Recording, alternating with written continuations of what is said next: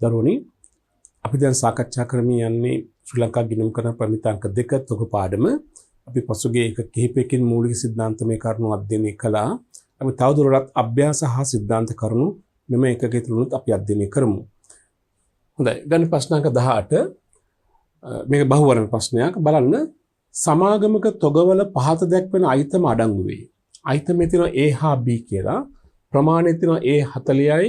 ඒ වල අපි කියන මුලින්ම A අයිතමය ප්‍රමාණය 40යි, පිරිවැය රුපියල් 300යි, ශුද්ධ ප්‍රත්‍යගය එකක 250යි. B කියන අයිතමේ ප්‍රමාණය 100යි, එකක පිරිවැය 400යි, එකක ශුද්ධ ප්‍රත්‍යගය 450යි. අයිතම ක්‍රමයේ මත සමාගමේ තොගවල වටිනාකම කීයද? ඒතර අපි දැන් මෙතින්දී අපිට අයිතම ක්‍රමයට අනුව තොගේ අවමාගේ ගන්නට වෙනවා. තොග වටිනාකම ගන්න අපි පොඩි පෙරවැඩක් අපි කරමු. මෙන්න මේ විදිහට අපි ගමු මෙහෙම පිරිවැය ශුද්ධ ප්‍රත්‍යගය අවම වටිනාකම නේද?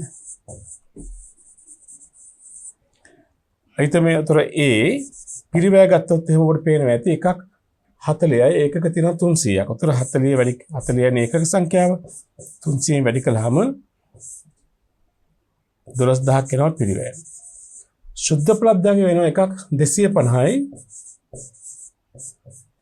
ඒකක තියෙන 40යි නේද? 250 40 කියන්නේ 10000යි නේද? तो මේ දෙකේ අවමගේ බලන්න කීයද? පිරිවැය 12000, ශුද්ධ ප්‍රත්‍යගය 10000යි. එන අවමගේ කීයද? 10000යි. අපි තොග වටිනාකම වශයෙන් ගන්නේ 10000. B කියන අයිතමේ ගත්තොත් එතකොට පේනවා ඇති B ඒකක සංඛ්‍යාව 100ක් තියෙනවා. ඒකක එක පිරිවැය 400යි. 400 වැඩි කිරීම 100. તો කීයක් වෙනවද මෙතන? 40000යි පිරිවැය. 400 වැඩි කිරීම 100 නේ. 40000යි පිරිවැය. ශුද්ධ ප්‍රත්‍යගය ඒකක සංඛ්‍යාව 100යි. ඒකක එක ශුද්ධ ප්‍රත්‍යගය 450යි. तो 450 වැඩි කිරීම 100 කියන 45000යි. හරි. දැන් බලන්න B කියන අයිතමේ අවමගේ කීයද? පිරිවැය 40000යි, ශුද්ධ ප්‍රත්‍යගය 45000යි. අවමගේ මොකක්ද? 40000 නේද? හරි. එහෙනම් තොගවල අයිතම දෙකම අවමගේට ගත්තාම A කියන අවමගේ A වල අවමගේ 10000යි, B වල අවමගේ 40000යි. දෙකේම අවමගේ වටිනාකම කීයද? 50000. එන තොග වටිනාකම කීයද වෙන්න ඕනි? 50000යි. 50000 ගේ උත්තරේ තියෙනවා බලන්න. තේරෙනවා. පිළිතුරු අංක 2 නේද? යුක්තාංක 2 නිවැරදි. පැහැදිලිද? හොඳයි. අපි ඊළඟ ප්‍රශ්න අංකයට තොග ආයිතම 3ක් සඳහා 2012 3.31 දිනට පහත සඳහන් තොරතුරු සමාගමක් විසින් ඔබට සපයා ඇත. තොග ආයිතම ABC නිෂ්පාදිත පිරිවැය, අපේක්ෂිත විකුණුම් ආදායම, අපේක්ෂිත විකුණුම් වියදම. මේ ශුද්ධ ප්‍රත්‍යගය සොයා ගන්න අවශ්‍ය දත්ත. අයිතම ක්‍රමයේ අනුව 2012 3.31 දිනට තොග වටිනාකම කීයද? ඒකත් අයිතම ක්‍රමයට තමයි අහන්නේ.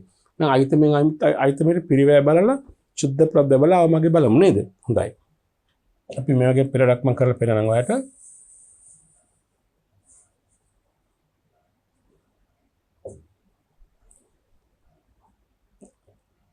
පිරිවැය ශුද්ධ ප්‍රත්‍යගය අවමගේ නේ. අයිතමේ A කීයද? පිරිවැය ගාන දෙයක් තුන කීයද? 13000යි. ශුද්ධ ප්‍රත්‍යගය කීයද මෙතන? 15000යි, විකුණුම් ආදායම 5000යි, විකුණුම් වියදම වෙන ශුද්ධ ප්‍රත්‍යගය කීයද? 10000යි නේ. අපේක්ෂිත විකුණුම් ආදායම, අපේක්ෂිත විකුණුම් වියදම අඩු කරන්න එපා. 15000න් 5000 ගියම 10000යි. එන අවමගේ කීයද? 10000යි. ඒවල. ඊළඟට B පිරිවැය 10000යි දීලා දෙනවා ගානෙම. ශුද්ධ ප්‍රත්‍යගය 16000යි, විකුණුම් ආදායම 4000යි, විකුණුම් වියදම අපේක්ෂිත 16000න් 4000 අඩු කරාම 12000යි ශුද්ධ ප්‍රත්‍යගය. તો අවමගේ කීයද? පිරිවැය 10000යි, ශුද්ධ ප්‍රත්‍යගය 12000යි, අවමගේ කීයද? ඒකේ 10000යි. අයිතමේ C පිරිවැය 17000යි, ශුද්ධ ප්‍රත්‍යගය කීයද? 19000යි, අපේක්ෂිත විකුණුම් ආදායම 7000යි, අපේක්ෂිත විකුණුම් වියදම 19000න් 7000 ගියම 12000යි. නේද? 19000න් 7000 ගියම 12000යි. එහෙනම් ශුද්ධ ප්‍රත්‍යගය 12000යි, පිරිවැය 17000යි, අපේක්ෂිත මෙන්න අවමගේ කීයද? 12000යි. එහෙනම් අවමගේ තීරුව එකතු ගත්තාම කී දෙන්නේ? 10000යි 10000යි 12000යි. උත්තරේ 30000යි. තොග වටිනාකම කීයද? 30000යි. 30000 කියන උත්තරේ අපිට ළඟ තියෙනවා. ඔව්. පිළිතුරු අංක 1 නිවැරදි. පිළිතුරු අංක 1 නිවැරදි. පැහැදිලිද? හොඳයි. ගන්න ඊළඟ ප්‍රශ්න අංකය බලන්න ප්‍රශ්නය කොහොමද කියන්නේ කියලා. ආයතනයක A හා B කියන අයිතම දෙකකින් සමන්විත වේ. හරිද? 2011 3:31 දිනට තොග ශේෂයන්ට අදාළ පහත් සඳහන් තොරතුරු ලබා දී ඇත. අන්න බලන්න තොරතුරු තියෙනවා. තොග අයිතමේ AB භෞතික තොග එකක ගණන භෞතික ශේෂය ඒකක පොත්වලට අනුව ශේෂය ඒකක ඒකක පිරිවැය ඒකකයේ අපේක්ෂිත විකුණුම් මිල අපේක්ෂිත විකුණුම් වියදම. ප්‍රශ්න දෙකක් ඔබෙන් අහනවා. 1 අයිතම ක්‍රමයේ යටතේ තොග අගය කරන්නේ නම් 2011 3:31 දිනට ශේෂ පත්‍රයේ දැක්විය යුතු තොග අගය. ශේෂ පත්‍රය දැන් වර්තමානයේ හඳුන්වන්නේ මූල තත්ත්ව ප්‍රකාශනය. මූල තත්ත්ව ප්‍රකාශන හේවත් ශේෂ පත්‍රයේ ජංග වත්කම් වල පෙන්වුම් කළ යුතු තොග අගය. ආයන් යනවා තොග අයිතම B හි භෞතිකව හා පොත්වල ශේෂ අතර වෙනස අපේක්ෂිත විකුණුම් මිල යටතේ ගබඩා භාරකරුගෙන් අය කරගන්නේ උපකල්පනය කරමින් තොග වෙනස පොත්වල ගැලපීම සඳහා අදාළ ජර්නල් සටහන. අපි ඉස්සෙල්ලා ආයන් සඳහා උත්තර දීලා දැන් මෙතන තොග ආයතන දෙකක් තියෙනවා A හා B. හැබැයි තොග ඒකක තියෙනවා දෙවිදියකට භෞතික තොග ඒකක ප්‍රමාණය. ඒ කියන්නේ භෞතික වශයෙන් දකින්න පුළුවන් තොග ඒකක සංඛ්‍යාව අනික පොත්වල අනුව ඒ කියන්නේ වාර්තාවලට අනුව තිබිය යුතු තොග ඒකක සංඛ්‍යාව. එතකොට ඒ කියන ආයතනය නම් දෙකම සමානයි. භෞතිකව දකින්න පුළුවන් ඒකක සංඛ්‍යාවත් තොග වාර්තා අනුව තිබෙන ඒකක සංඛ්‍යාවත් සමානයි. නෝ B කියන ආයතනයේ භෞතිකව දකින්න පුළුවන් 800යි හැබැයි තොග වාර්තාවල තියෙනවා 900ක්. ඒ කියන්නේ තොග ඒකක 100ක ඌනතාවයක් තියෙනවා අඩුවක් තියෙනවා. එතකොට දැන් අපෙන් අහන්නේ පළවෙනි ප්‍රශ්නේ යන ආයතන ක්‍රමයට අනුව තොග වාර්තාවල දැක්විය යුතු තොග ප්‍රමාණය. එතකොට ශේෂපත්‍රයේ දැක්විය යුතු සමාන ශේෂපත්‍රයේ පෙන්වුම් කළ යුතු තොගේ වටිනාකම. ළමයි ශේෂපත්‍රයේ පෙන්වුම් කරන්නේ අවමගේනේ. පිරිවැය ශුද්ධ ප්‍රත්‍යය දෙකෙන් අවමගේට තක්සරු ක්ලියහැරීම අඩු කරායින් පස්සේ නාගේ අවමගේ. ඒ අවමගේ ගන්නකොට දැන් ප්‍රශ්නයක් මතුවෙනවා තොග ඒකක තියෙනවා දෙවිදියක්. භෞතික තොග ඒකක සංඛ්‍යාව තියෙනවා වාර්තා අණු තොග ඒකක සංඛ්‍යාව තියෙනවා. ඒතර ශේෂපත්‍රයේ පෙන්වුම් කරන තොගයට අපි පදනම් කරගන්නේ මොන ඒකක සංඛ්‍යාවද කියන එක. උත්තරේ භෞතික ඒකක සංඛ්‍යාව. හැම වෙලාවම මූල තත්ත්ව ප්‍රකාශනයේ තොගය කියලා පෙන්වන්න ඕනේ එදාට භෞතිකව දකින්න පුළුවන් තොගය. ඒ වාර්තානුව තියෙන තොග අතර වෙනසක් තිබුණා. ඒකේ තොගය දැන් ඌනතාවයක් තියෙනවනේ. ඒක වෙනම අපි ආයතනයේ පාඩුවක් වශයෙන් විඳ ගන්න හෝ එමෙතන මේ ගන්න කියන එක ගබඩා බාර කරුගෙන් අය කර ගන්නවා කියලා ඒක වෙනම කතන්දරයක්. නමුත් මූල තත්ත්ව ප්‍රකාශනයේ හේවත් ශේෂපත්‍රයේ පෙන්වුම් කරන්න ඕනේ භෞතික තොග ඒකක සංඛ්‍යාව. භෞතික තොග ඒකක සංඛ්‍යාව පදනම් වෙච්ච වටිනාකම. ඒතර මෙතෙන්දී ඒ වටිනාකම ගන්නකොටත් පිරිවැයට සුද්ධ ප්‍රත්‍යය දෙකම තියෙන නිසා අවමගේට ගන්නට ඕනේ නේද? එහෙනම් බලමු එහෙනම් තොග වටිනාකම කීයද කියලා මෙහෙම අපි ගණනය කරමු. පිරිවැය සුද්ධ ප්‍රත්‍යය අවමගේ නේද?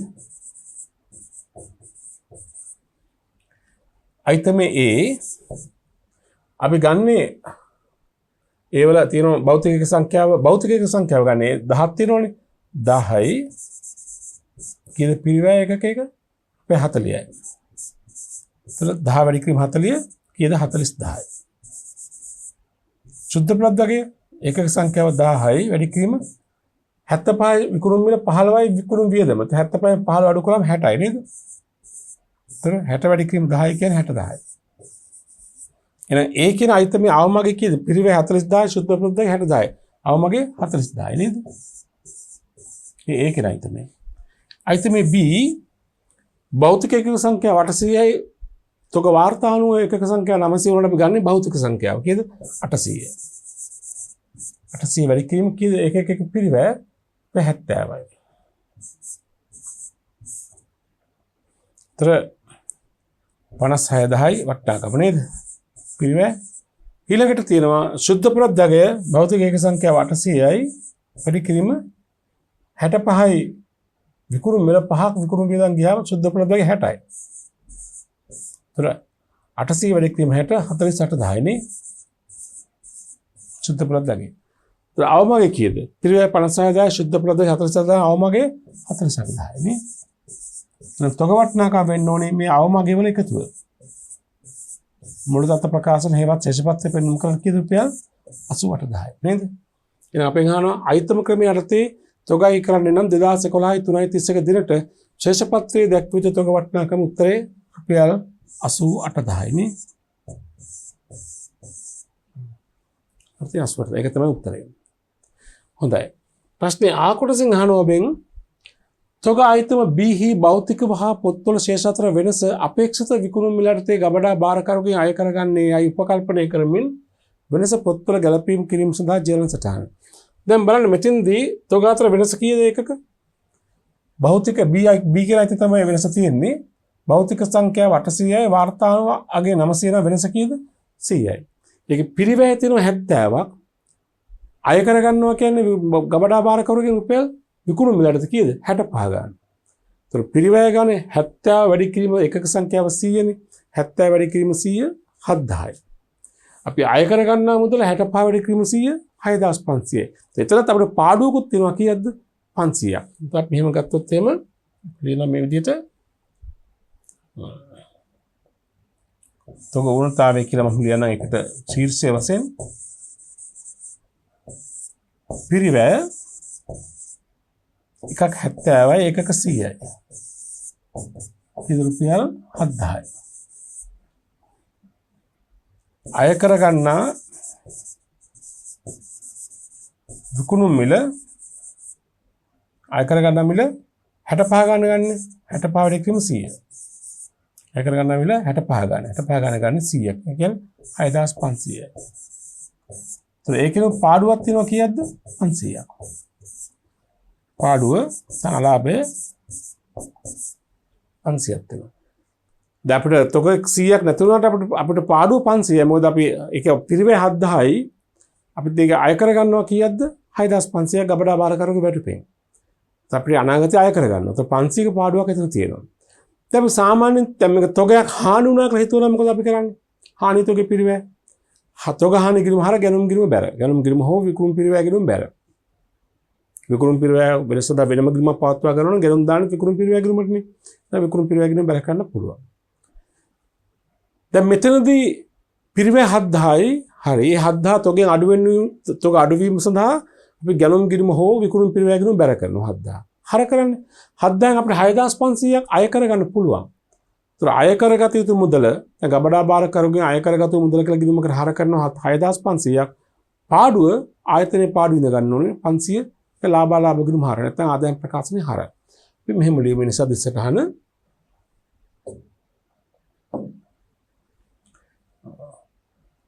ගබඩා භාරකරුගෙන් අය කරගත යුතු මුදල මම කෙටියෙන් ලියනම් අය කරගත යුතු මුදල් ගිණුම හර 6500ක්. හරිද? ඊට පස්සේ ආදායම් ප්‍රකාශනය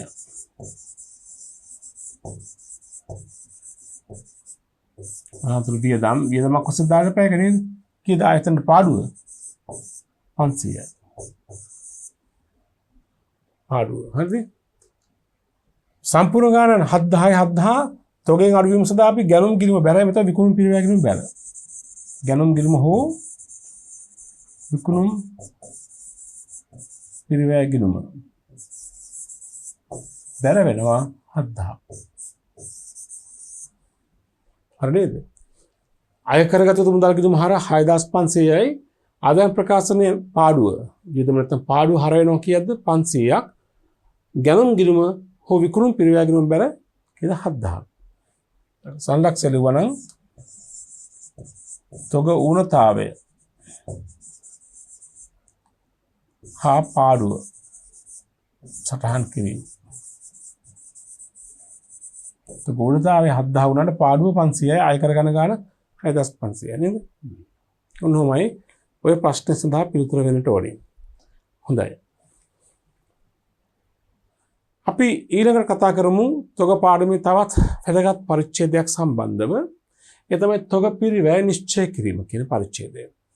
මේක තොග පාඩමේ ඉතාමත් සුවිශේෂී පරිච්ඡේදයක්. ළමයි අපි යම් දවසක ව්‍යාපාරයේ ගිණුම් කාලච්ඡේදයේ අවසානයේ ඉතිරි වෙලා තියෙන තොගයේ වටිනාකම ගණනය කරන්න ඕනේ. අනිවාර්යයෙන්ම තොග වටිනාකම ගණනය කිරීම කළ යුතුයි. මොකද තොග වටිනාකම ගණනය කරලා අපි ඒක අවසන් තොගයේ වශයෙන් ගිණුම් තබනවා නේද? ඒ ගිණුම් තැබීම සඳහා තොග වටිනාකම ගණනය කළ යුතු වෙනවා. ඒ තොග වටිනාකම ගණනය කිරීමේදී අපට අනිවාර්යයෙන්ම තොගේ පිරිවැය මුලින්ම ගණනය කරන්න වෙනවා. මිනුම් කරන්න වෙනවා. ඊට පස්සේ තමයි ශුද්ධ ප්‍රත්‍යයගේ මිනුම් කිරීම කරන්නේ.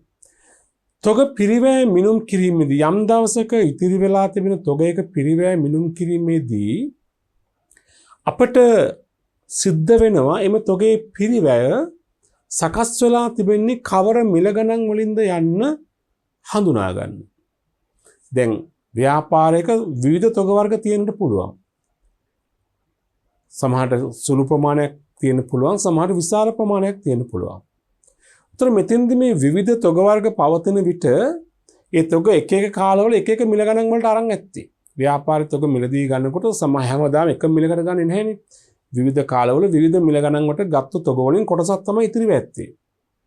ඒතර අපේ ප්‍රශ්නයක් මතුවෙනවා මේ ඉතිරි වෙලා තියෙන තොගය පිරිවැය තීරණය කරනකොට මේවායේ මිල පිරිවැය වන්නේ කවර මිල ගණන් යටතේ ගත්ත තොගද කියලා හඳුනා ගන්න. එතනදී අපි තොග වර්ග දෙකකට බෙදනවා. මේ හඳුනා ගැනීමේ ක්‍රමය අනුව තොගයන් අපි බෙදා ගන්නවා වර්ග දෙකකට. එකක් අපි කියනවා විශේෂිත හඳුනා ගැනීමේ ක්‍රමය. විශේෂිත හඳුනාගත හැකි තොග. අනික අනිකුත් වෙළඳ තොග කියලා. හොඳට ආයෙත් මතක තියාගන්න යම් දිනක තොගයක පිරිවැය තක්සේරු කරනකොට පිරිවැය ගණනය කරනකොට ඒ තොගයේ පිරිවැය අපි දැන් සත්‍ය පිරිවැය පදනම් කරගන්න එපා. ඒ තොගයේ පිරිවැය ලකුණු කරන නම් ඒ පිරිවැය හඳුනා ගන්න ඕනේ. මේවා කවර මිල ගණන් යටතේ ගත්ත තොගද කියන එක. එම අවස්ථාවේදී අපි තොග මේ ආකාරයකට දෙවර්ගයකට හඳුනා ගන්නවා මුලින්ම. එකක් තමයි විශේෂිත හඳුනාගත හැකි තොග. අනික අනිකුත් වෙළඳ තොග කියලා. මොකද්ද මේ විශේෂිත හඳුනාගත හැකි තොග කියලා කියන්නේ? අපට කිසියම් දවසක ඉතිරි වෙලා තිබෙන තොගයක පිරිවැය නිශ්චිත වශයෙන්ම හඳුනා ගන්න පුළුවන් නම් මේ තොගේ අහවල් දවසේ අහවල් පිරිවැය යටතේ ගත්තා කියලා නිශ්චිතව හඳුනා ගන්න පුළුවන් නම් අන්න ඒකට අපි කියනවා විශේෂිත තොග කියලා. විශේෂිත හඳුනාගත හැකි තොග. එසේ යමක පිරිවැය නිශ්චිතව හඳුනා ගන්න බැරි නම් අපි ඒවට කියනවා අනිකුත් වෙළඳ තොග කියලා. මං කිව්වා තොග පිරිවැය හඳුනා ගැනීම සඳහා අපිට මේ තොග වර්ග දෙකකට බෙදන්න පුළුවන්. සමහරක් තොගවල පිරිවැය නිශ්චිතව හඳුනා ගන්න පුළුවන්. නිශ්චිතව හඳුනාගත හැකි පිරිවැයන් කියලා කියන්නේ ඉතිරි වෙලා තියෙන තොගය කවර මිල ගණන් යටතේ ගත්තුවාද කියන එක පැහැදිලිව හඳුනා ගන්න පුළුවන් නම් ඒක නිශ්චිතව හඳුනාගත හැකි තොගය. දැන් අපි උදාහරණයක් වශයෙන් අපි හිතමු මෙහෙම කෞතුක භාණ්ඩ අලෙවි කරන වෙළඳ ආයතනයක් තියෙනවා. කෞතුක භාණ්ඩ අලෙවි කරන්න. તો කෞතුක භාණ්ඩ කියන්නේ විශේෂ තොග වර්ගයක්. ඒ වගේ අපි තුමු ආයතනයේ කෞතුක භාණ්ඩ 100ක් ගත්ත කෙනෙකු වර්ෂය තුල ඒ හැම කෞතුක භාණ්ඩයකම පිරිවැය තියෙනවා සඳහන් කරලා. අහවල් කෞතුක භාණ්ඩ වර්ගය, අහවල් කෞතුක භාණ්ඩේ අහවලාගෙන් ගත්තේ අහවල් මිලට කියලා සඳහන් කරලා තියෙනවා. તો කෞතුක භාණ්ඩ 100ක් ගත්ත කියන්නකෝ. ඉන්න 80ක්ම වික්ක කියන්නකෝ. දැන් 100ෙම පිරිවැය සඳහන් කරලා තියෙනවානේ. 80ක් විකුණලා තියෙනවා. තව කීයක් ඉතිරිද? 20යි. ඒ ඉතිරි 20 පිරිවැය සඳහන් කරලා නැද්ද? හඳුනා ගන්න බැරිද නිශ්චිතව? පුළුවන් නේ. අහවල් කෞතුක භාණ්ඩේ මෙච්චරක් ඉතිරි. අපි තු A B C D E කියලා කෞතුක භාණ්ඩ වර්ග 10ක් ගත්ත කියන්නකෝ. අපිට ඉතිරි වෙලා තියෙනවා A හා B කියන කෞතුක වර්ග දෙක ඉතිරි වෙලා තියෙනවා භාණ්ඩ දෙක. ඒක පිරිවැය නිශ්චිතව හඳුනා ගන්න පුළුවන් නේ. අන්න අපි යර කියන නිශ්චිතව හඳුනාගත හැකි තොග. නිශ්චිතව හඳුනා ගන්න පුළුවන් පිරිවැය.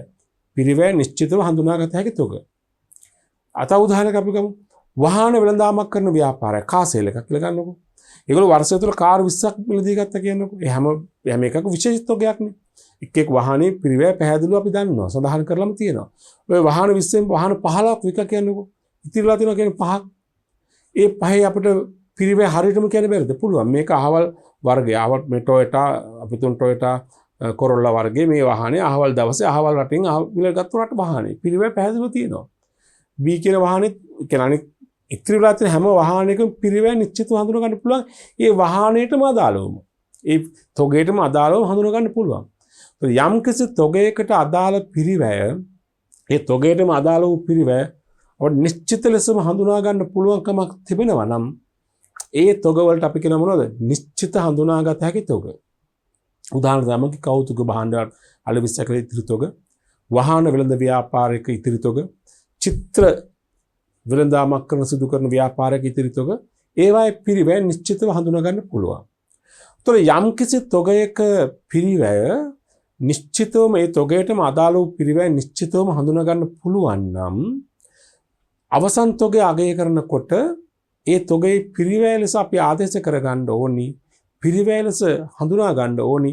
ඒ තොගේ වෙනුවෙන්ම දරුවා වූ සත්‍යම පිරිවැය. ඒ තොගයටම අදාළ පිරිවැය. හරිද මෙතින් යම් දිනක ඉතිරි පවත්නා තොගේ පිරිවැය නිශ්චය කිරීමේදී ඒ සඳහා පාදක කරගන්නා ක්‍රම දෙකක් ඇත. එකක් විශේෂිත හඳුනා ගැනීම ක්‍රමය. යම් දිනක ඉතිරිව පවතින තොගේ පිරිවැය නිශ්චිතව හඳුනාගත හැකි නම් පිරිවැය අගය කිරීමේදී එම තොගේ සඳහාම දරන ලද සත්‍ය පිරිවැය පදනම් කරගනී. මේ විශේෂිත හඳුනා ගැනීමේ ක්‍රමය ලෙස හැඳින්වේ. මිනිසුන් කෞතුක භාණ්ඩ අලෙවිසලක ඉතිරි තොගේ පිරිවැය නිශ්චය කිරීම, වහාන අලෙවි කරන මධ්‍යස්ථානයක ඉතිරි තොගේ පිරිවැය නිශ්චිත කිරීම. පැහැදිලි නේද? ඒතර කිසියම් භාණ්ඩයක කිසියම් තොගයක පිරිවැය එම තොගයටම අදාළ පිරිවැය නිශ්චිතවම හඳුනා ගන්න පුළුවන් නම් අපි වර කියන නිශ්චිත හඳුනාගත හැකි තොග. ඒ සඳහා පිරිවැය අගය කිරීමේ ක්‍රමය අපි කියනවා නිශ්චිත හඳුනා ගැනීමේ ක්‍රමය. ඒදී කරන්නට ඕනි ඒ තොගයටම පාදක වෙච්ච පිරිවැය, ඒ තොගයටම අදාළ වූ සත්‍ය පිරිවැයම අපි ඒ තොගයට පිරිවැය ලෙස හඳුනා ගන්නවා. හරි. අනෙක් තොග වර්ගයේ මම කිව්වා මොකක්ද? අනෙකුත් වෙළඳ තොග කියලා. අනෙකුත් වෙළඳ තොග කියන්නේ මොකක්ද? අනෙකුත් වෙළඳ තොග කියලා කියන්නේ දෙවෙනි වර්ගය. ඒ කියන්නේ ඉතිරි වෙලා තියෙන තොගයේ පිරිවැය කවර මිල ගණන් යටතේ මිලදීගත්තු ඒවාද කියලා නිශ්චිතව හඳුනා ගන්න බැරි නම් අන්න ඒ තොග අපි සලකනවා පොදුවේ මොනවද? අනෙකුත් වෙළඳ තොග කියලා. තොගේ පිරිවැය හරියටම හඳුනා ගන්න බෑ මේකමද කියලා. හැබැයි ඉතිරි තොගයක් තිබෙනවා. දැන් උදාහරණයක් වශයෙන් මෙහෙම හිතන්න. ගොඩනැගිලි ද්‍රව්‍ය අලෙවි කරන ව්‍යාපාරයක් ගන්නකෝ. දැන් ගොඩනැගිලි ද්‍රව්‍ය අලෙවි කරන ව්‍යාපාරයක් අපි සිමෙන්ති කොට ගමුකෝ. දැන් සිමෙන්ති කොට වර්ෂය තුල එක එක මේ මිල ගණන් අරගෙන සිමෙන්ති මිලදී අරගෙන තියෙන්න පුළුවන්. දැන් වර්තමාන වගේ තත්ත්වයක මිල ගණන් වේගෙන් ශීඝ්‍ර ලෙස උච්චාවචනය වෙනවා. උච්චාවචන කරේ වැඩි වෙනවා. අඩුවීමක් නම් දකින්න ලැබෙන්නේ නැහැ. උතර මෙතනදී දැන් සිමෙන්ති කොට අපි තුන් 1000ක් ආයතනයේ මිලදී ගත්තා. ඉන් 900ක් වික්කා. 100ක් ඉතිරි. දැන් ඔය සිමෙන්ති කොට දෙනකොට කලවෙමින් දෙන්නේ. මුලින් ගත්තවා දෙන්න මුලින් දෙන්නත් පුළුවන්. පස්සේ ගත්තේවා මුලින් යන්න පුළුවන්. කලවෙමි එක සිමෙන්ති කොට ඔක්කොම එක සමාන නිසා කලවෙමි දෙන්නේ. දැන් කොහොමද ඉතිරි වෙලා තියෙනවා 100ක්. දැන් අපිට හරියටම කියන්න බෑනේ මේ ඉතිරි වෙලා තියෙන 100 ජනවාරි මාසේ ගත්තු ඒවායින් ඉතුරු වෙච්ච 100ක්ද නැත්නම් මාර්තු මාසේ ගත්තු ඒවායින් ඉතුරු වෙච්ච 100ක්ද නැත්නම් දෙසැම්බර් මාසේ ගත්තවද කියලා අපිට හරියටම දන්නේ නැහැ. අන්න ඒ අපි සලකනවා ඉතිරි වෙලා තියෙන තොගේ පිරිවැය නිශ්චිතවම හඳුනා ගන්න බෑ කොයි කාලේ ගත්තවද කියන එක. කොයි මිලට ගත්තවද කියන එක.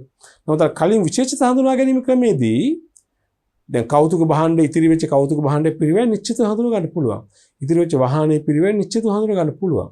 ඉතිරි වෙච්ච චිත්‍ර තිබුණනම් චිත්‍රවල වටිනාකම නිශ්චිතව හඳුනා ගන්න පුළුවන්. දැන් මෙසේ හඳුනා ගන්න බැරි තොගයක් මේක.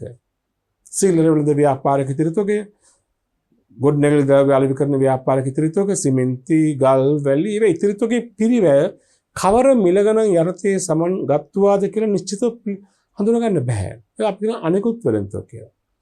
දැන් මෙන්න මේ අනෙකුත් වෙළඳ තොග කියන තොගවල පිරිවැය තීරණය කිරීම සඳහා ඒවත් පිරිවැය ගන්න ඕනේ. ඒවයි පිරිවැය තීරණය කිරීම සඳහා ගිණුම් කරණය පෙන්වා දෙනවා. ඒ සඳහා ආදේශ කරගන්න ඕනේ පිරිවැය සූත්‍ර පදනම. පිරිවැය සූත්‍ර වලට අනුව තමයි ඉතිරි තොගේ පිරිවැය ගණනය කිරීම කරන්න ඕනේ. පැහැදිලිද? ඒ කියන්නේ නිශ්චිතව හඳුනාගත නොහැකි තොග නොහොත් අනෙකුත් වෙළඳ තොග වල පිරිවැය ගණනය කරනකොට ඒ පිරිවැය තීරණය කිරීමට අපිට සිදු වෙනවා පිරිවැය සූත්‍රයක් පදනම් කරගන්න. පිරිවැය සූත්‍රයක් පදනම් කරගෙන තමයි මේ ඉතිරි තොගේ පිරිවැය ගණනය කිරීම කරන්නට ඕනේ. පැහැදිලි? මේ සඳහා දැන් අතීතයේදී නම් පිරිවැය සූත්‍ර ගණනාවක් තිබ්බා. අපි කියනවා පෙර පිවිසි පෙරපිට ක්‍රමය, නැත්නම් FIFO ක්‍රමය, ඒ වගේම තුන අවසන් පිවිසි පෙරපිට ක්‍රමය, LIFO ක්‍රමය, ඒ වගේම නිෂ්පාදන එක ක්‍රමය, ඒ වගේම බරතැබූ සාමාන්‍ය පිරිවැය ක්‍රමය, ඒ වගේ HIFO ක්‍රමය, NIFO ක්‍රමයක තොග පිරිවැය සූත්‍ර ගණනාවක් තිබුණා. නමුත් වර්තමානයේ 2012 සිට ක්‍රියාත්මක වන ප්‍රමිති සංශෝධනයට අනුව අනෙකුත් වෙළඳ තොග සඳහා කියන්නේ පිරිවැය සූත්‍රයක් යොදා ගැනීමට අවශ්‍ය තොග සඳහා යොදාගත හැකි පිරිවැය සූත්‍ර දෙකක් පිළිබඳව ප්‍රමිතිය නිර්දේශ කරනවා.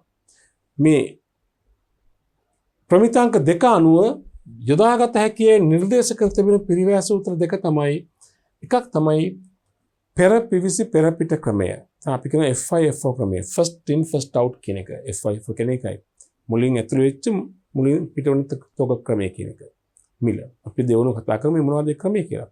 ඒ වගේම බරතැබූ සාමාන්‍ය ක්‍රමය WAC කියලා අපි කියන weighted average cost කියලා. එතකොට අනෙකුත් වෙළඳ තොග සඳහා පිරිවැය හඳුනා ගැනීම සඳහා ප්‍රමිතිය විසින් නිර්දේශ කර තිබෙන පිරිවැය සූත්‍ර දෙක තමයි FIFO ක්‍රමය සහ බරතැබූ සාමාන්‍ය පිරිවැය ක්‍රමය. අනෙකුත් ක්‍රම නෙවෙයි නිර්දේශ කර තිබෙන ප්‍රමිතිය මේ ක්‍රම දෙක. ඒතර මේ ක්‍රම දෙකෙන් එකක් තමන්ගේ තොග පිරිවැය අගය කිරීම සඳහා ව්‍යාපාරයකට තෝරාගෙන භාවිත කරන්න සිද්ධ වෙනවා. හරි නේද? හොඳයි. දැන් මේ තමයි උතර මතක තියාගන්න පිරිවැය සූත්‍ර යොදාගන්නේ මොන තොග සඳහාද? අනිකුත් වෙළඳ තොග සඳහා. ඒ කියන්නේ තොගේ ඉතිරි තොගේ පිරිවැය කවර මිල ගණන් යටතේ සමන්විත වන්නේ යන්න නිශ්චිතව හඳුනාගත නොහැකි තොග සඳහා. නිශ්චිතව හඳුනා ගැනීමේ හැකියාවක් තිබෙනවා නම් ඒ තොගේටම අදාළ පිරිවැය ආදේශ කරන්නට ඕන. එසේ නිශ්චිතව හඳුනා ගන්න හැකියාවක් නැත්නම් පිරිවැය සූත්‍රයක් පදනම් කරගෙන ඉතිරි තොගේ පිරිවැය ගණනය කිරීම කරන්නට ඕනේ. අපි දැන් මෙතින් දැන් කතා කරන්න යන්නේ මේ පිරිවැය සූත්‍ර පදනම් කරගෙන පිරිවැය ඉතිරි තොගේ පිරිවැය ගණනය කරන ආකාරය. හරිද? මෙතින් බලන්න.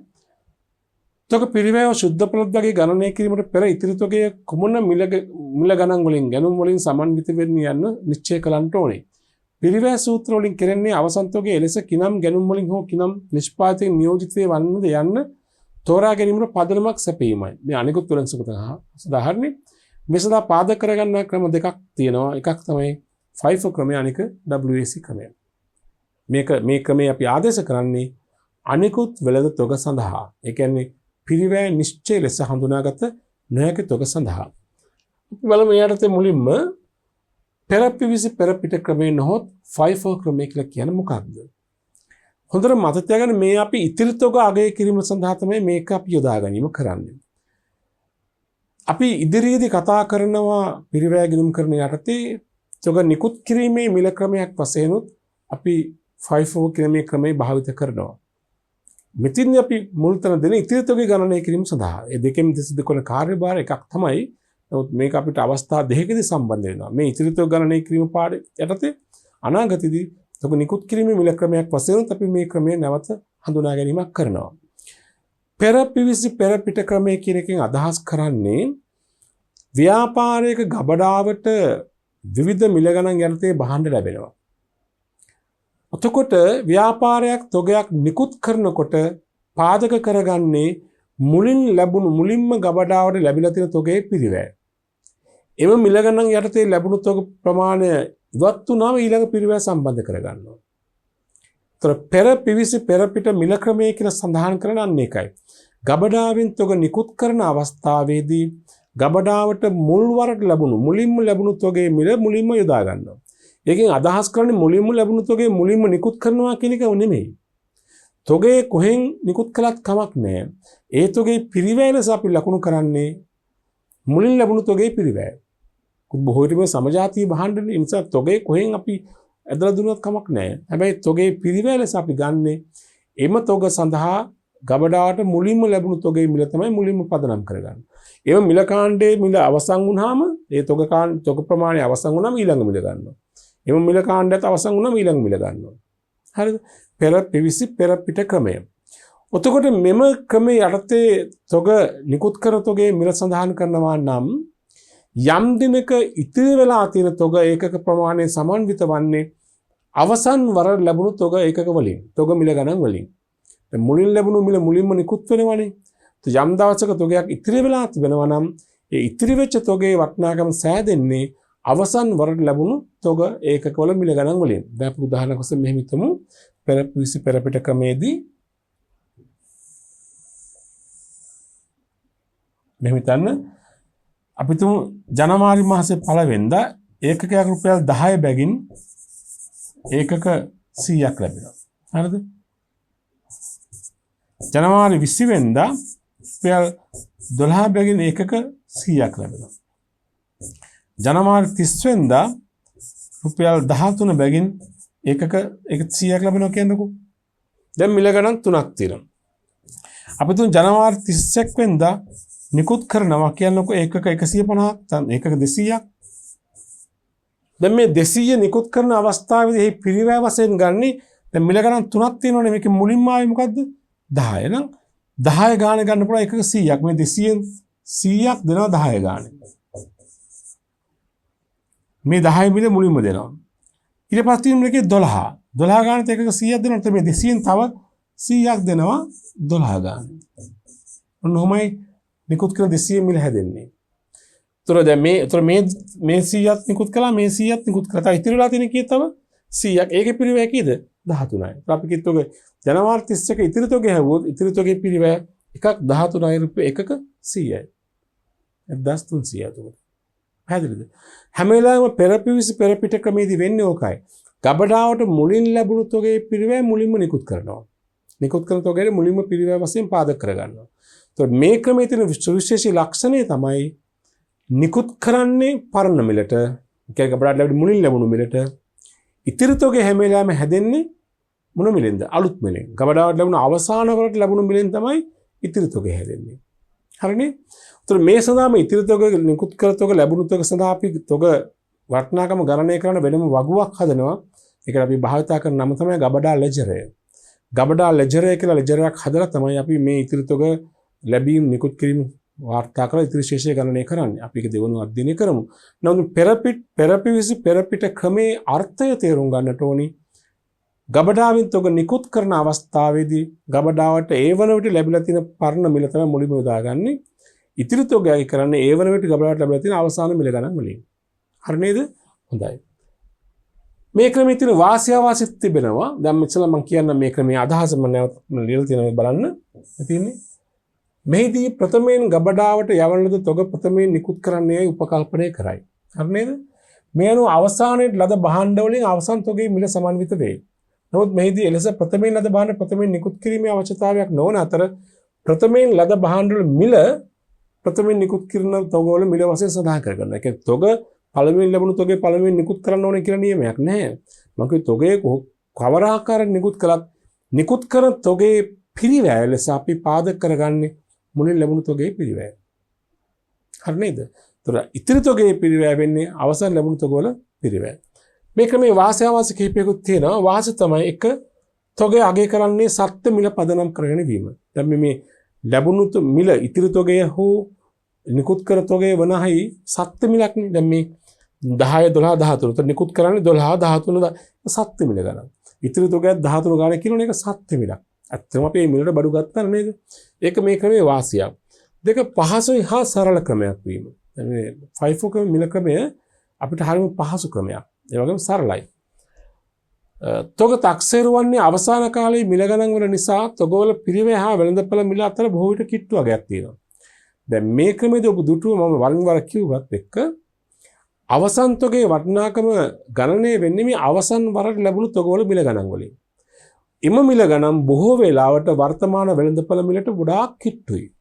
නිසා ඒක තොගේ මේ ක්‍රමයේ තියෙන වාසියක්. අවසන් තොගේ අගය කෙරෙන්නේ ආසන්න වශයෙන් ලැබුණු මිල ගණන් වලින් නිසා එය වෙළඳපළ මිලට ගොඩාක් දුරට කිට්ටු වගයක්. කියන්නේ තොගේට සාධාරණ අගයක්, සාධාරණ පිරිවැයක් මේ ක්‍රමයෙන් ඉදිරිපත් වෙනවා. ගබඩා වාර්තා පිළිවෙල කිරීම පහසු වීම හා තොග පාලනයේ පහසු වීම. මේක තොග වාර්තා පිළිවෙල කරනත් පහසුයි. ඒ වගේම තොග පාලනයට පහසුයි කියලා අපි හඳුනා ගන්නවා. ඊට පස්සේ ඔය අනිත් පාඩුවේ ඒ ගැන ගොඩාක් කතා කරන්න පුළුවන්. පිරිවැය ගිණුම් කරන යටතේ. හරි නේද? හොඳයි. මේ ක්‍රමයේ වාසි වගේම අවාසිත් නැතුවා නෙවෙයි. මේ ක්‍රමයේ තියෙන අවාසි කීපයකට බලමු. එකක් තමයි තොග නිකුත් කරන්නේ අතීත මිලට නිසා විකුණුම් පිරිවැයට ලැබෙන ටිකක් පරණ අගයක්. දැන් මේ ක්‍රමයේදී ඉදිරි තොගෙන් අලුත් මිලට අගය කරන්නේ. අවසන් තොගේ අලුත් මිලට එනවා. හැබැයි නිකුත් කරන්නේ පැරණි මිල ගණන් වලට නිසා විකුණුම් පිරිවැය එන්නේ තරමක් අඩු වෙනවා එතකොට. ඒක එක්තරා විදිහට අවාසියකුත් තියෙනවා. පිරිවැය අඩුවෙන් තක්සේරු වන නිසා ලාභේ වැඩියෙන් තක්සේරු වීම. ඒතකොට විකුණුම් පිරිවැය මොකද අඩුවෙන් තක්සේරු වෙනවා කියලා. ඒ නිසා ලාභේ වැඩියෙන් තක්සේරු වීමේ ප්‍රවණතාවයකුත් තියෙනවා. මේ ක්‍රමයට අනුව.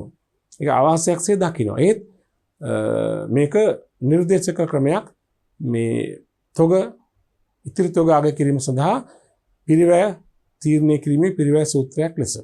පැහැදිලිද? ඔය තමයි FIFO මිල ක්‍රමය. හොඳයි. ඊළඟට තියෙනවා මේ FIFO මිල ක්‍රමය යටතේ අවසන් තොගයට තියෙන බලපෑම විකුණුම් පිරිවැයට තියෙන බලපෑම අවසන් තොගයට තියෙන බලපෑම මම කිව්වේ විකුණුම් පිරිවැයට තියෙන බලපෑම තමයි FIFO ක්‍රමයට තොග නිකුත් කරන්නේ අතීත මිල ගණන් පදනම් කරගන්න නිසා විකුණුම් පිරිවැය වර්තමාන වටිනාකමට වඩා අඩුවෙන් පෙන්නුම් කරනවා. FIFO ක්‍රමයෙන් විකුණුම් පිරිවැයට සිදුවන බලපෑම තමයි විකුණුම් පිරිවැය තරමක් අඩු වටිනාකමකට එන්නේ. හේතුව අතීත මිල ගණන් යටතේ තොග නිකුත් කිරීම මිල කෙරෙන නිසා. අවසන් තොගයට තියෙන බලපෑම තමයි අවසන් තොගය අගය කරන්නේ අවසාන මිල ගණන් වලින් වීම නිසා අවසන් තොගය වර්තමාන වෙළඳපොළ මිලට ගොඩාක් කිට්ටු වගයක් ලැබෙනවා. ඒ නිසා අවසන් තොගයට සාධාරණ අගයක් කිට්ටු වෙනවා කියලා කියන්න පුළුවන් නේද? හොඳයි. ඒ වගේම ශ්‍රී ලංකා ගිණුම් කරන ප්‍රමිතාංක 2 යටතේ තොග පිරිවැය සූත්‍රයක් ලෙස නිර්දේශ කර තිබෙන දෙවන ක්‍රමය තමයි බරිත සාමාන්‍ය පිරිවැය ක්‍රමය. මේකත් ඉතාමත්ම සුදුසු ක්‍රමයක් වශයෙන් පිළිගන්නවා. මෙම ක්‍රමයේදී විශේෂත්වය වෙන්නේ මේකයි ගබඩාවෙන් තොග නිකුත් කරන්නෙත් ඒ වගේම ඉතිරි තොගේ අගය කරන්නෙත් එම තොගේ එදිනට පවතින බරතබූ සාමාන්‍ය පිරිවැය අනුව. මෙතන බරතබූ සාමාන්‍ය පිරිවැය ගණනය කරලා ගන්නට ඕනේ. බරතබූ සාමාන්‍ය පිරිවැය ගණනය කරන්නේ එම අවස්ථාවේදී කියන්නේ තොග නිකුත් කරන අවස්ථාවේදී මෙතන තොග ඉතිරි තොගේ අගය කරන අවස්ථාවේදී ගබඩාවේ පවතින තොගවල වටිනාකම තොග ඒකක සංඛ්‍යාවෙන් බෙදීමෙන්. ඉතින් බරතබූ සාමාන්‍ය පිරිවැය ගන්නේ නිකුත් කරන දිනට මුළු තොගේ වටිනාකම බෙදෙනවා එදිනට තිබෙන තොග ඒකක සංඛ්‍යාවෙන්. ඒකක බරතබූ සාමාන්‍ය පිරිවැය එනවා. ඒ බරතබූ සාමාන්‍ය පිරිවැය අනුව තමයි ගබඩාවෙන් තොගේ නිකුත් කර තොගේ වටිනාකම තීරණය කරන්නේ. ඒ වගේම ඉතිරි තොගේ වටිනාකම තීරණය කරන්නේ. තේරෙනවද? අපි ඉස්සෙල්ලා ගත්ත උදාහරණය අනුව ගත්තොත් එහෙම අපිට පෙන්වන්න පුළුවන්. මම කලින් ගත්ත උදාහරණ තියෙනවනේ. දැන් මේ උදාහරණයේදී ඔබ දැක්කනේ මිල ගණන් තුනක් යටතේ භාණ්ඩාවනේ. 10 12 13. 10 ගණන් 100යි 12 ගණන් 100යි 13 ගණන් 100යි. දැන් ජනවාරි 31 එකක 200ක් නිකුත් කරනවානේ. දැන් FIFO ක්‍රමයෙන් මේ 200 මිලාවේ කොහොමද 10 ගණන් 100යි 12 ගණන් 100යි. බරතබූ සාමාන්‍ය ක්‍රමයේදී මේකේ මිල හැවුවා නම් නිකුත් කරන තොගේ හා ඉතිරි තොගේ මිල එන්නේ මෙහෙමයි. තොග නිකුත් කරන්නේ 10ටවත් 12ටවත් 13ටවත් නෙමෙයි. නිකුත් කරන මොහොතේ ගබඩාවේ පවතින තොගවල සාමාන්‍ය පිරිවැයට. නිකුත් කරන මොහොතේ ගබඩාවේ පවතින තොගවල සාමාන්‍ය පිරිවැය කියන්නේ එදාට පවතින තොග වටිනාකම බෙදෙනවා තොග ඒකක සංඛ්‍යාවෙන්. තොග වටිනාකම කීයද බලන්න මේ තියෙන්නේ. එදාට පවතින තොග 10 ගාන 100යි 12 ගාන 100යි 13 ගාන 100යි. තොර 10 ගාන 100ක් කියන්නේ 1000යි ධන 12 ගාන 100ක් කියන්නේ 1200යි ධන 13 ගාන 100ක් කියන්නේ 1300යි. මේ එකතුව බෙදෙනවා තොග එක සංඛ්‍යාවෙන් 100 100 100 300. තොර 10යි 1200යි 1300යි 2500 3500 3500 බෙදීම 300. තේරුණානේ? මෙදින් 2200 3500 3500 බෙදීම 300. තොක සාමාන්‍ය පිරිවැය වෙන්නේ 3500 බෙදීම 300. 3500 බෙදීම 300. 1166ක්. අපි කියනවා 1166යි කියලා.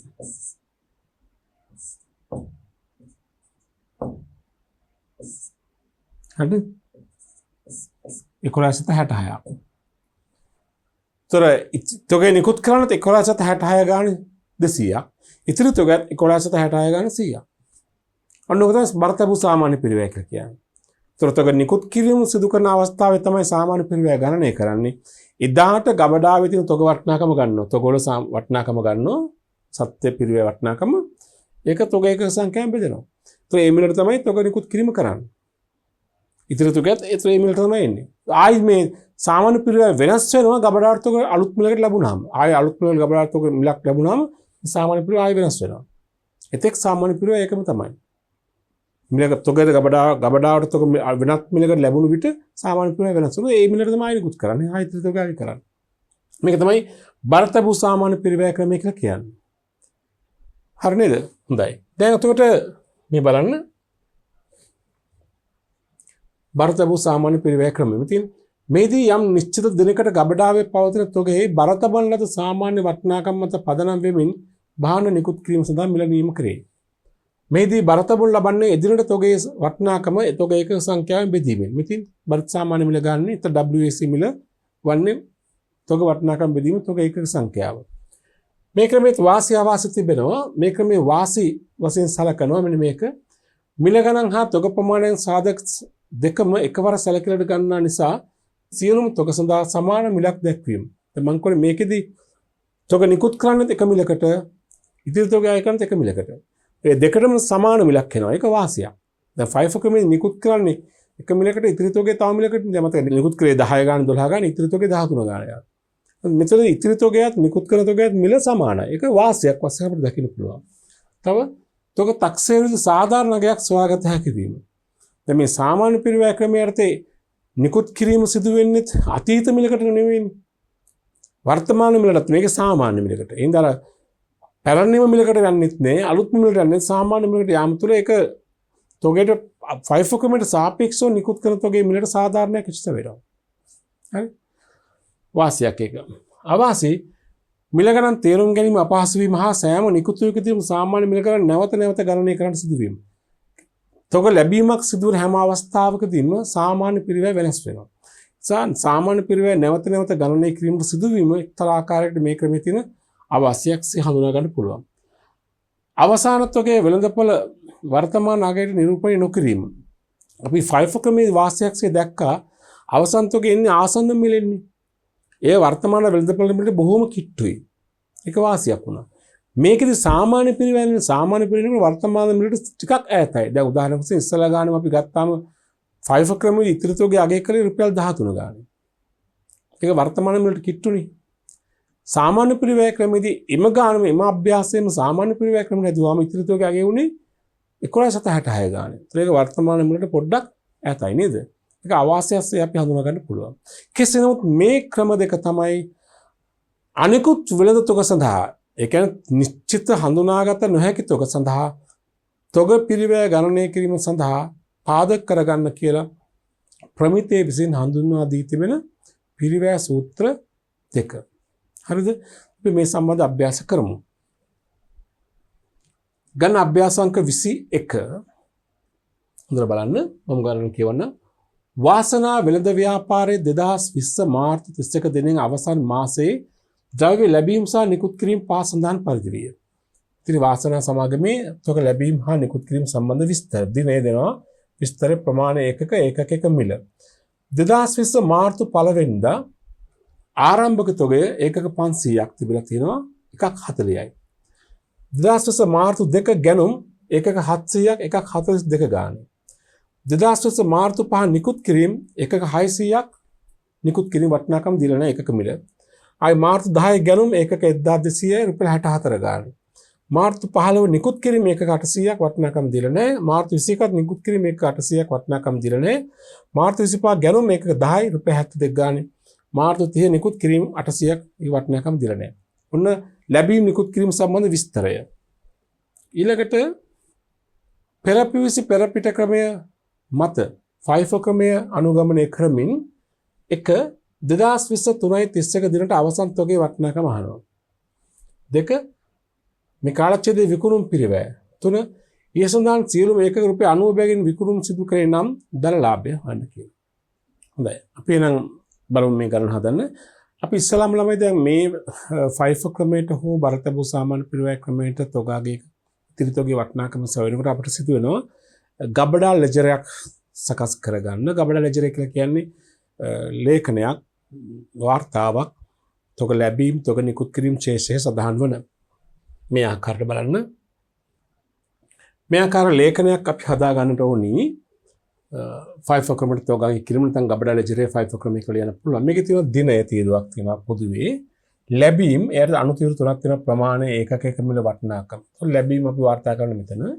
නිකුත් කිරීම අනුතීරු තුනක් තියෙන ප්‍රමාණය ඒකක මිල වටිනාකම. ශේෂය ඉතිරි ශේෂය ඒකේ තියෙන අනුතීරු තුනක් ප්‍රමාණය ඒකක මිල වටිනාකම කියලා. දැන් මෙතින්ද අපි කරන්නේ ඒ දින අනුපිළිවෙලට වාර්තා කිරීම කරන්නේ ලැබුණාම ලැබීම් තීරුවේ දානවා. නිකුත් කළාම නිකුත් කළ මිලයට මේ නිකුත් කිරීම තීරුවේ දානවා. හැම ලැබීමකින්ම නිකුත් කිරීමකින්ම අනුතුරුව ශේෂය ගණනය කරලා දානවා. පැහැදිලිද? හොඳයි. දැන් මම මේ අපි සඳහන් අභ්‍යාසය තොරතුරු අපි එකිනෙක වාර්තා කිරීම කරමු. මුලින්ම දෙනවා 2020 3 1 දිනය මාර්තු 1 නේද? 1 3 මාර්තු 20 නේද? 20.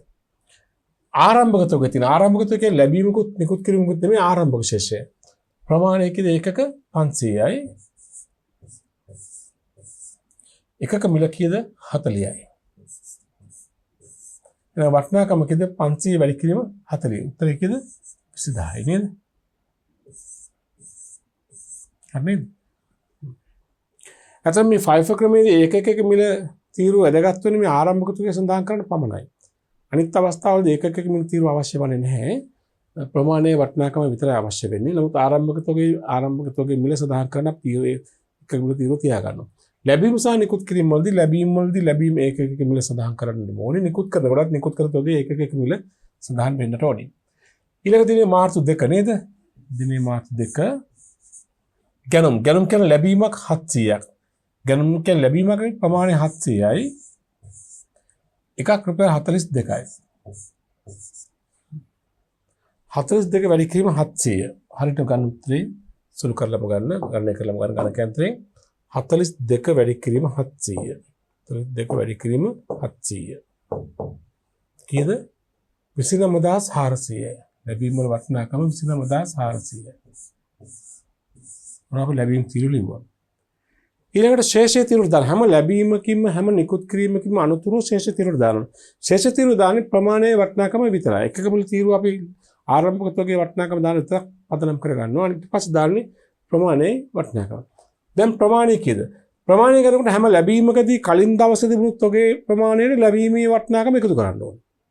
නිකුත් කිරීමකදී ප්‍රමාණය ගන්නකොට කලින් දවසේ තිබුණු තොග ප්‍රමාණයෙන් නිකුත් කර තොගේ ප්‍රමාණය අඩු කරන්න ඕනේ. වටිනාකමත් එමයයි.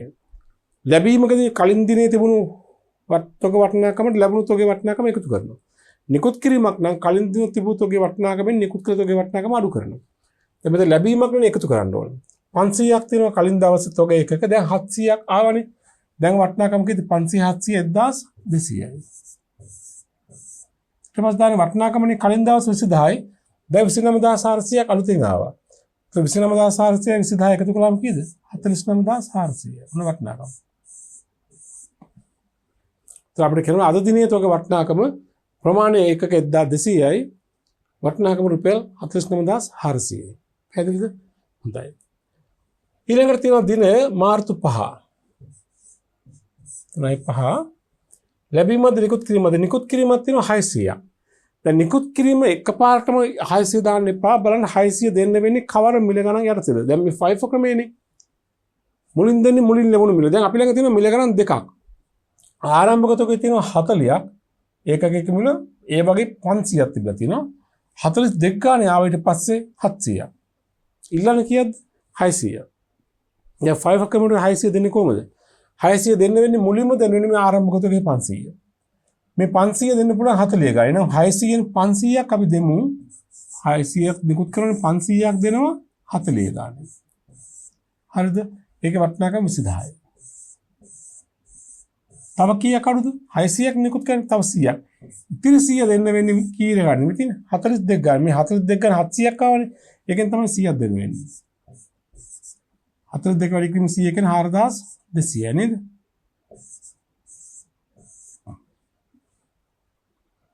හරි නේද? නිකුත් කරනවා 600ක් 500ක් ආරම්භක තොගේ මිල අත ආරම්භක තොගේ දැන් මිල සම්පූර්ණ නිකුත් කළ ඉවරයි. ඒ 540 ගාන නිකුත් කළ ඉවරයි දැන්. 42 ගානේ 700ක් ආව ඒක උන්ද 100ක් නිකුත් කළ ඉවරයි. ආ දැන් නිකුත් කළ තොගේ ප්‍රමාණය මෙතන 600ක් නේ. මෙන්න වටිනාකම. හරි. අද අපි ඉතිරි තොගේ ගමු. ඉතිරි තොගේ දැන් වෙන්නේ කීයද? කලින් දවසේ කීයක් තිබුණා? 1200. දැන් කීයක් නිකුත් කළාද? 600ක්. ඒ ඉතිරි තොගේ ප්‍රමාණය කීයද දැන් තියෙන්නේ? 600යි. 600ක් දැන් තියෙන්නේ. හරි. 1200ක් තිබ්බා 600 නිකුත් කළානේ. දැන් තියෙන 600යි.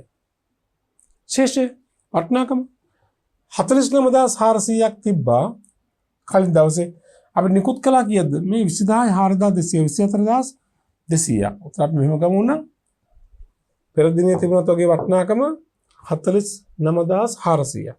49400 ඍණ නිකුත් කළා මෙවන 20000 4200 කියන 24200ක්. 24200. එන වටිනාකම කීයද? 25200. එන්නේ 25200. තේරුණා නේද? તો අපිට කියන්න පුළුවන් මාර්තු 5 වෙනිදා තොගේ ප්‍රමාණය ඒකක ත්‍රිශේෂ ඒකක 600 වටිනාකම 25200 කියලා. දැන් මේ නිකුත් කිරීම නේද? ඊට පස්සේ ගන්න දින මාර්තු 10. දැන් දාන්න මේ සංඛ්‍යාවල පහලින් දාන්න දිනේ මාර්තු 10. 10 නේද? ලැබීම්ද නිකුත් කිරීමද ලැබීමක්. දැනුම් කියන්නේ ලැබීමක් නේ. 1200ක් ලැබීම් එකක් 64 ගාන. 64 ගාන එකක එක මිල 1200ක් ඇවිත් වෙනවා. වටිනාකම ගණන එක හරියටම 64 වැඩි කිරීම 1200. උත්තරය 76800. 76800. දැන් අතර ශේෂය ගන්න. දැන් ප්‍රමාණය කීයද? කලින් දවස් ප්‍රමාණය කීයද? 600යි. දැන් ආව 1200ක් ලැබුණා. 600 1200 කියන්නේ 1800යි ඉතිරි ශේෂයේ ප්‍රමාණය. වටිනාකම කලින් දවස් 25200යි දැන් 76800ක් ලැබුණා. එකතු කරලා ගන්න හරියට. වර්ධනය හරියටම ගන්නකො. 25200 ධන 76800. උත්තරය 1,02,000යි.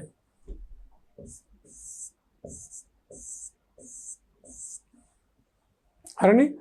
දැන් අපිට දැන් කියන්න පුළුවන් මාර්තු 10 වෙනිදා ශේෂ තොගය අවුත් කියන්නේ රුපියල් 1,02,000ක් වෙන තොගය ඒකක සංඛ්‍යාව 1,800යි. හරිනේ?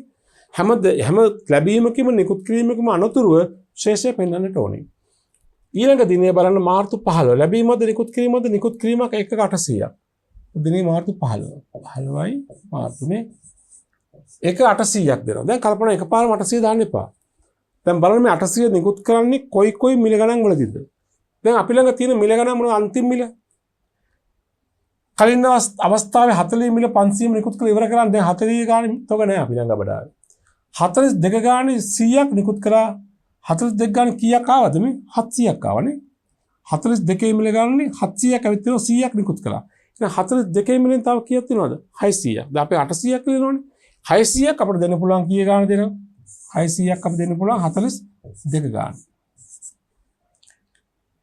ඊළඟට වැඩි කරලා බලමු මිල කීයද කියලා. තව 800ක් ඕනනේ. ඉතිරි 200 දෙන ඊට පස්සේ ආව 64 ගාන 1200ක්. එහෙනම් 800න් 600ක් 42 ගාන දුන්නා. ඉතිරි 200 දෙන්න වෙන්නේ කී ගාන දෙනවා? අලුත් මිලෙන් කීයද? 64 ගාන. එහෙනම් මෙදා නිකුත් කරන ඒකක 800 වටිනාකම වෙන්නේ 42 ඒවා 600 64 ඒවා 200යි. බලමු කීයක වටිනාකම එකතු 42 වැඩි කිරීම 600. එතන උත්තරේ 25200යි. හරිද? ඊට පස්සේ 64 ඒවා 200ක්. 6400 දෙකක් නේ 12800 නේ 12800. ටත්‍රේවා 100ක් 6400යි 200ක් නේ වගේ දෙගුණයක් නේ 12800.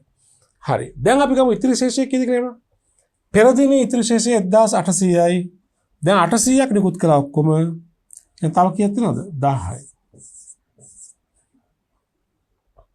පෙර දිනේ වටිනාකම 1,02,000යි. දැන් ඒක අඩු වෙන්න ඕනේ මේ ඉලක්කම් දෙක එකතුව නේද? බලමු කීයද කියලා. ඉතිරි ශේෂයේ වටිනාකම 1,02,000 ඍණ 25200යි ඍණ 12800යි සමානයි 64000යි.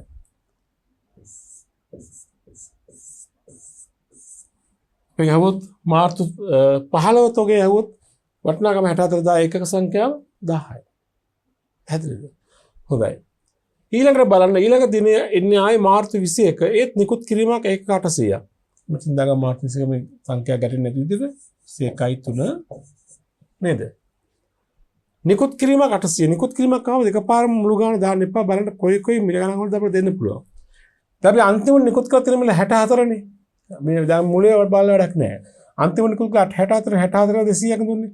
64 1200ක් ඇවිත් තියෙනවා 200ක් තමයි ගිහින් තියෙන්නේ. දැන් 64 ගාන තව 10ක් තියෙනවා. ඊළඟ කිව්ද 800 800ම දෙන්න පුළුවන් වෙන්නේ කී ගානද? 64 ගානමයි. 800ම දෙන්න වෙන්නේ 64 ගාන. නිකුත් කිරීම 64 ගාන 800ක් නේද? කීයද වටිනාකම? 64 වැඩි කිරීම 800. 64 වැඩි කිරීම 800. උත්තරය 51200ක් නේද? උත්තර වෙන්නේ 51200ක්.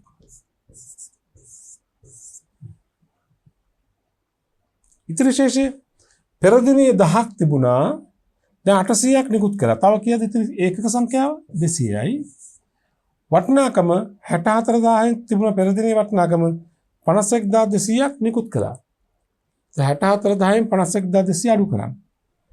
64000 ඍණ 51200 නේද? 64000 ඍණ 51200. උත්තරය 12800. හරි නේද? හොඳයි නේද? හරි. ඒ මාර්තු 21. ඊළඟ දිනේ මාර්තු 25 ගැනුම් තියෙනවා එකක 1000ක්. ලැබීම. එතකොට ගැනුම් කරන ලැබීමනේ. අපි මෙතන දාගමු දිනේ මාර්තු 25 කියලා. ලැබීම් එකක 1000ක් ඒකකයක් 72යි. 72 වැඩි කිරීම 10 කියන්නේ 70 10යි. දැන් බලන්න ශේෂය කොහොමද කියලා. කලින් දවසේ එකක 200යි. දැන් 10ක් ලැබුණා. දැන් නැවත එකක සංඛ්‍යාව 1200යි. වැඩි වෙනවා නේද? ශේෂය කලින් දවසේ 12800යි. දැන් 72000ක් ලැබුණා. 72000යි 12800 එකතු කළාම කීයද? 84800 නේද?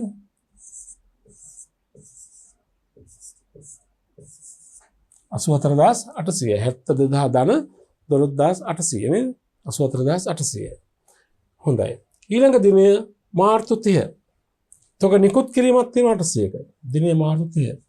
33 800ක් නිකුත් කරන එකපාරම 800 දාන්න එපා. බලන්න දැන් කී ගානද අපි දෙන්නේ. අපි අන්තිමට නිකුත් කරලා 64 ගානේ 800ක්. ඊට කලිනුත් අපි නිකුත් කරලා තියෙන 64 ගානේ 200ක්. ඒතර 64 ගානේ දැන් නිකුත් කරලා තියෙනවා 1000ක්. 64 ගානේ 1200ක් ඇවිත් තියෙනවා. 64 ගානේ 1000ක් දැන් නිකුත් කරලා තියෙනවා. තව කීයක් තියෙනවද 64 ගානේ? 200ක්. එනවා 800න් 200ක් අපි දෙනවා 64 ගානේ. නේද? ඉතින් 600 දෙනුනේ 72 ගානේ. ඊට පස්සේ ආව 72 මිල 72න් 10ක් ආව තව 600ක් අපිට මෙතන දෙන්න එපා 800 වෙන්න නේද? ඒ ඉතින් 600 දෙන්න වෙන්නේ 72 ගානේ. එහෙනම් මාර්තු 30 නිකුත් කරන එකක 800ක් ඒ 800 200ක් කලින් මිල පරණ මිල 64 ඉතින් 600ම දෙන්න ඕනේ 72 ගාන නේද? දැන් මේ වටිනාකම දාමු. 64 වැඩි කිරීම 200. 64 වැඩි කිරීම 200 නේද? 64 වැඩි කිරීම 200 12800 තමයි නේද? 12800යි. අනිත් එක 600 වැඩි කිරීම 72. 600 වැඩි කිරීම 72. 600 වැඩි කිරීම 72. උත්තරය 43200.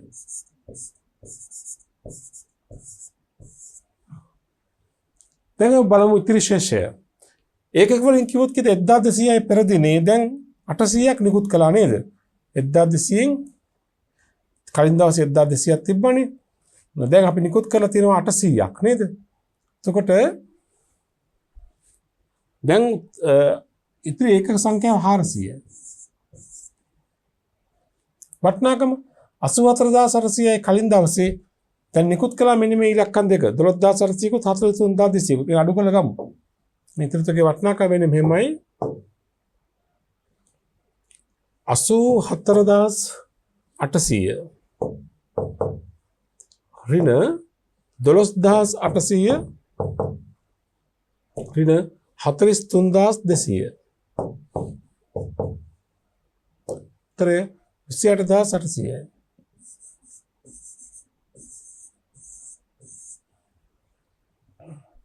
පැහැදිලිද? හොඳයි. දැන් උතර අපිට කියන්න පුළුවන් මෙතනින් පස්සේ ගනුදෙනු තියලා නැහැනේ. අපෙන් අහන්නේ මාර්තු 31 තොගේ වටිනාකමනේ. මාර්තු 31 තොගේ වටිනාකම වෙන්නේ රුපියල් 28801 කීයද? 400ක්. අපි ලියන්න පුළුවන් මෙහෙම 31යි 3යි 2020.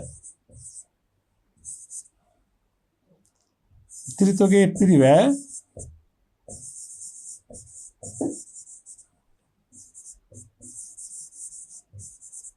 රුපියල් කීයද මෙතන? 28800යි. ඉතිරි තොගේ පිරිවැය රුපියල් 28800යි. ඒකක සංඛ්‍යාව වුණා 400යි නේද? පැහැදිලිද? තේරෙනවද නේද?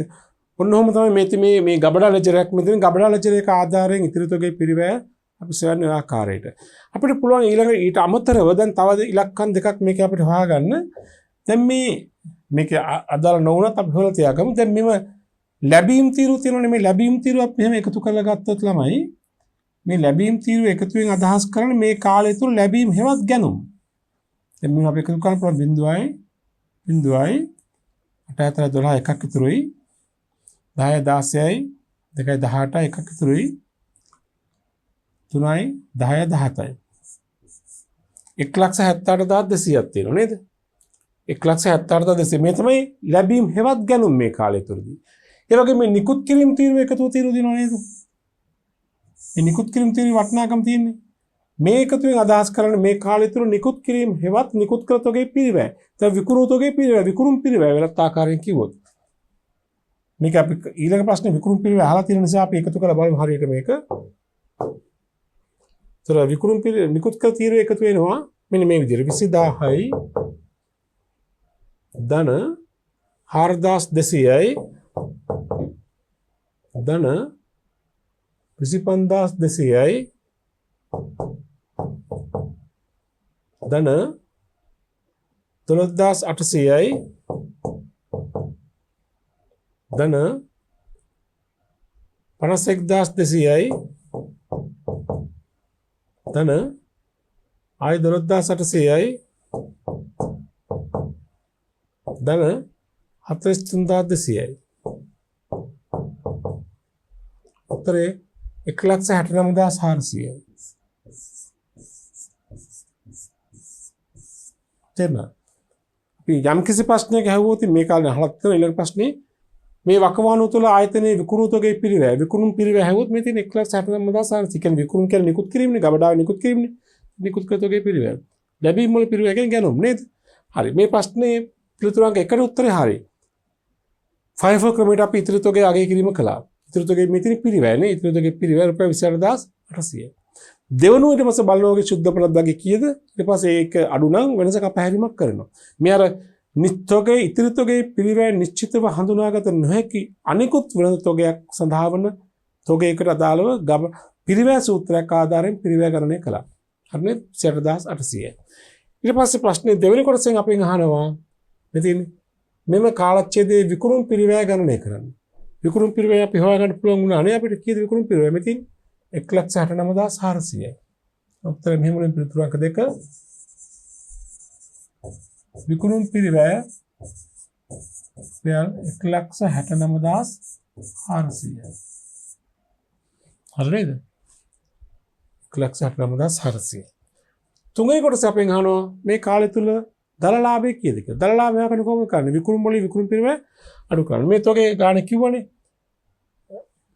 ඊස්සනාන් විකුණුම් මේකක 90 බැගින් විකුණුවක් සලකලා දල ලාභය ගන්න කියලා. නිකුත් කළ ඒකක සියල්ල 90 බැගින් විකුණුවා නම් දල ලාභය. ඒතර නිකුත් කළ ඒකක සංඛ්‍යාවත් අපිට හොයාගන්න පුළුවන්. මේ ඒකක සංඛ්‍යාවකදී මෙතින් මේ ඒකක සංඛ්‍යාව මෙතින් රුපියල් සංඛ්‍යාව නේද? ඒකක සංඛ්‍යාව ගත්තොත් 0.0යි 6යි 6යි 12යි 14යි 8යි 22යි 22යි 24යි 6යි මේ කාලය තුල නිකුත් කරලා තියෙන එක කීයද? 3000. ඒ කියන්නේ විකුණුම් කරලා තියෙන එකක 3000. එකක් කී ගන්නද? 90 ගන්න. එහෙනම් අපිට කියන්න පුළුවන් දල ලාභය ගන්න පුළුවන් මෙහෙම. මෙහෙම කමු විකුණුම් 90 වැඩි කිරීම 3000. 90 ගන්න 3000. රුපියල් කීයද? 2,70,000. නේ? අඩු කළා විකුණුම් පිරිවැය විකුණු ප්‍රිය අපි හොගත මෙතන 1,69,400යි. අඩු කළාම එනම් ඔන්න එනවා දල ලාභය ඉතින් 0.10 10 ගියම 6යි 99 ගේ 0යි 1,06,600යි නේද දල ලාභය 1,06,600යි නේද දල ලාභය මේ කාලේ තු දල ලාභය 1,06,600යි හරි නේද හොඳයි ඔය ප්‍රශ්නෙට පිළිතුර ඔක තමයි හොඳයි අපි මේ එකකේ තුලින් මේ ගණන මේ එකකේ අවසන් කරමු ඊළඟ එකකේ තුලින් තොග පාඩමේ අවසාන එකකේ වශයෙන් තවදුරටත් අභ්‍යාස මේ සම්බන්ධ මේ පිරිවැය සූත්‍ර සම්බන්ධ අභ්‍යාස සහ තොග පාඩමේ අවසන් කොටස සම්පූර්ණ කරමු